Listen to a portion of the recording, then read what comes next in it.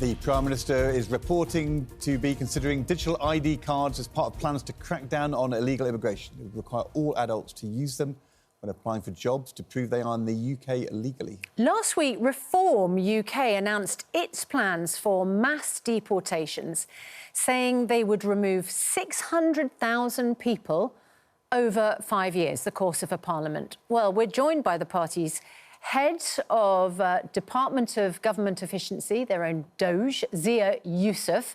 Very good morning to you. Good morning.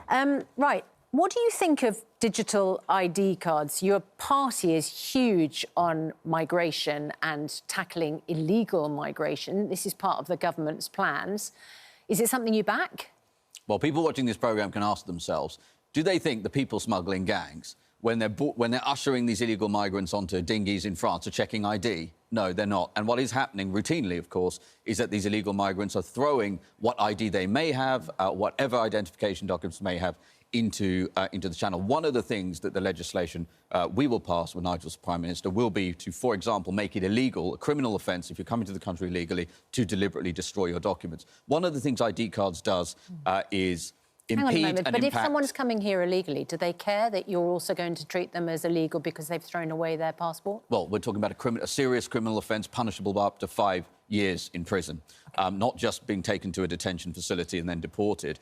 But, look, this is, again, a very performative thing to get a press release without having any impact. Sorry, how would you know that they'd thrown away their passport? Well, there would need to be the threshold of evidence that they've done that. There's obviously a whole host of surveillance. So someone just comes and says, look, I'm being persecuted in the country I've come from. Yeah. They stole my passport and here I am illegally. And how do you prove otherwise? Well, there's a lot of different ways that you can surveil the channel, for example. The channel is easily surveillable and actually routinely is. What the problem do you mean? at the moment, well, through drones, I mean, our Royal Navy is more than capable of knowing what's actually going on in the channel. Someone's escaping the Taliban in Afghanistan, for instance. OK, they've come quite a long way to get eventually to northern France. But clearly, because they're being smuggled or it's illegal, they haven't carried their passport with them. So how do you use channel surveillance to establish that they threw it over the side of the boat before they came? Some may have done, some may not have done. There's many, many accounts from people, including Border Force, who've said they have routinely seen illegal migrants destroy their identity documents. I'm just suggesting it's entirely impractical, what you're proposing. In what way is it impractical? Because how on earth would you prove that someone's thrown away their passport? Well, we're talking about one aspect of the legislation, again, partly as a deterrent. But with regards to ID cards here, we are talking, again, about a press release. It's an opportunity to try and talk about this issue in a news cycle without doing anything to actually address the fundamental issue. And even worse, it will impact and impede the lives of law-abiding citizens. The people watching this programme, they already have ID documents. They don't need this. So what's going to happen is those people, as is often the case, sadly, and has been the case for decades, laws are passed which impede the lives of law-abiding citizens and do nothing to actually address the issue of these people who don't want to be found. I think that there will be a lot of people who heard your plan to deport 600,000 people and felt a chill go through them. Because how on earth do you establish who the 600,000 are that you're going to deport over the course of a parliament? We've seen over in the States, and I know that you sort of compare this policy to Trump, people get caught up in it. We know that governments mistake who's here legally and illegally. We've seen this in the Windrush scandal. So without a digital ID and without people having passports, how do you establish who 600,000 illegal immigrants are? Well, firstly, I'm not sure who you're speaking to. We've moved up around 3 to 4 points in the polls that have come out since we announced Operation Restoring Justice. So there are a lot of people who are very pleased to see finally there's a party who are interested in restoring the social contract again. We cannot have so many people in this country illegally taking from the system, which British taxpayers, people watching this programme, are going to work, probably on their way to work as we speak, in part to pay taxes to put some of these people up in hotels and get benefits. It's unsustainable. So something has to be done. In terms of how we identify those people, well, let's do it in a way that doesn't impede the lives of law-abiding citizens. Again, we're getting... How? We need a few different things. So, number one, we need to change the legislation. So one of the massive problems we have at the moment is whenever deportations are attempted, the deportations are stopped. They are frustrated by judges because of the European Court of Human Rights. We're still not at a stage where Labour are willing to leave that. But even that will not be enough. We then need to disapply some of these international treaties, at least on a temporary basis, in the UK That would include, for example, the 1951 Refugee Convention. And then what we also say, Susanna, is anyone who came to the country illegally will never be granted asylum, end of story. That is how you deal with this issue. And then you can start a large-scale operational programme to ensure that those deportations happen. I want to ask you about Afghanistan, because people come from Afghanistan, women, for instance, who have an absolutely appalling experience under the Taliban. You might establish that they're not here legally. But we don't think that the Taliban is a reasonable government, and we don't think it's a reasonable country to return people to. We don't have any sort of treaty with the Taliban. What are we going to do about people where we have serious concerns about what we would return them to? OK, so the vast majority of illegal migrants coming from Afghanistan are not women and girls, they're men. The majority of them are fighting-age men. And so the question we would ask is, who's sticking up for British women? Because, you know, I was asked recently, I appreciate you didn't use this phrase, why would you send people back to, quote, woman-hating Afghanistan? Why are so many men from, quote, woman-hating Afghanistan being allowed to turn up on our beaches uninvited? My question was about the women. Well, our priority, and we make no apologies for this, is British people, British girls and British women. Do you think we need to stand up for them. We need to stand up for them. To British women? Well, again, the reason we are so focused on ensuring that this gets done is because the vast majority of the people illegally in this country from Afghanistan, I've seen these numbers, are men. In fact, so are you only going to target the men and not target the women? Well, Deportation Command would be foolish, Susanna, for Deportation Command to start when we've got probably north of 1 million illegal migrants in this country, at least, to start focusing on women and girls. The best estimates, but the total population of women and girls from Afghanistan in this country at sub 2,000. We're talking about 0.2% of the total population. We will start with the men. We will start with the fighting-age men. They are the ones, by the way, who people watching this programme are most worried about. And you've allocated £2 billion to pay countries to take returns. You've said, Nigel Farage said last week, that that would include countries like Afghanistan, Iran. You've said it wouldn't be women and children. If you are a gay man who's come to Britain to claim asylum from Iran or Afghanistan, you know, of fighting age, a gay man, would you return a gay man to Iran?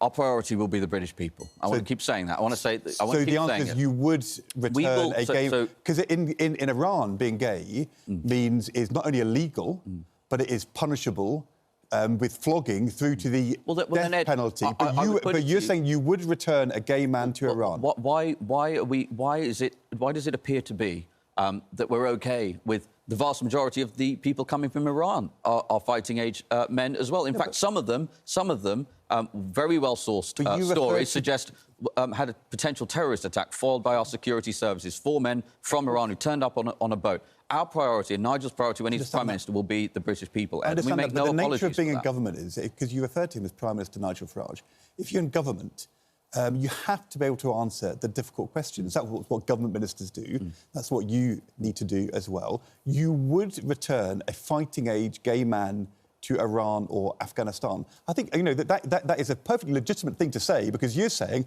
we're prioritising the rights of British people and not the rights of an asylum-claiming prime-age man who is gay, they would go back to Iran or Afghanistan. I think the answer is the answer is yes.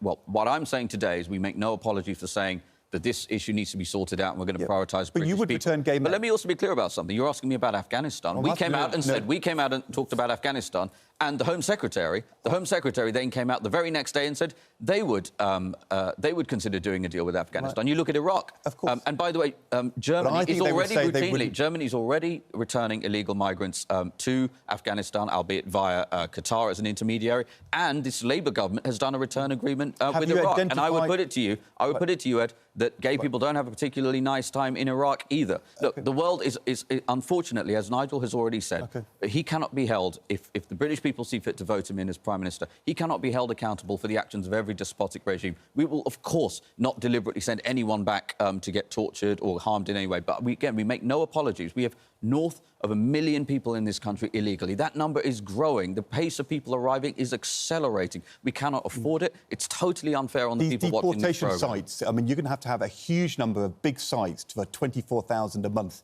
to be held. Have you identified yet, through your Doge work, have you identified your first site site where you'd be able to build one of these camps? So we've got a long list and a short list. But if you look at... Just give us one name. Well, here's the reason we won't give names, Ed. If we give the names, if we give the names now, prior to the manifesto, ahead of the next general election, I'll tell you what will happen. So the Labour government will sell them off and they'll become a solar farm. Names in the manifesto, what will happen. then. So you will have names of the camps in the manifesto. We have already been clear, Ed. We've already been clear about where we will put these. They will be in remote locations. It will be modular. And you know what's most important here? What's most important?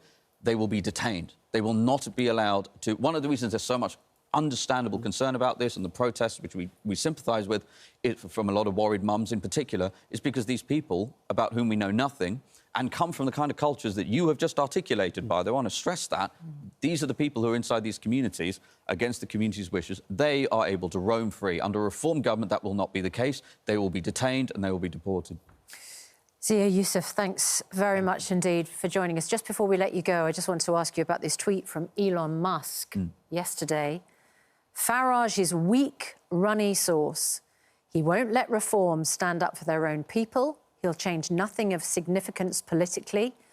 Go with Advance UK, Ben and Tommy, presumably referring to Tommy Robinson, for the real change that's needed to save Britain. What's your reaction to that? He's one of the most powerful communicators in the world, Elon Musk. Do you think that that's an unhelpful thing for him to say? Do you worry about him saying things like that? We don't worry. I think, look, I'm an entrepreneur. I think Elon is the greatest entrepreneur of all time. That's my opinion. I think his political judgment has become extremely poor. To put it mildly, he spent hundreds of millions of dollars of his own money to get Trump elected, and then within months betrayed him and started attacking him, said he was going to launch a new party in America. I'm not sure what's going to happen there. So, look, Elon tweets all sorts of stuff. We're focused on getting our message out to the British people. We now have, on average, a 10-point lead over the current government. We take nothing for granted. We need to make sure that British people understand that the only way we will sort these issues we're talking about, Susanna, and start improving lives is a reform government. When he says Tommy Robinson is the real deal, what do you think about that? What is that real deal? You'd have to ask him it. I'm not a spokesman for Elon. Is Tommy Robinson ever going to be welcome within reform? No. ZiaYusuf, thanks very much indeed. Thank you. Thank you.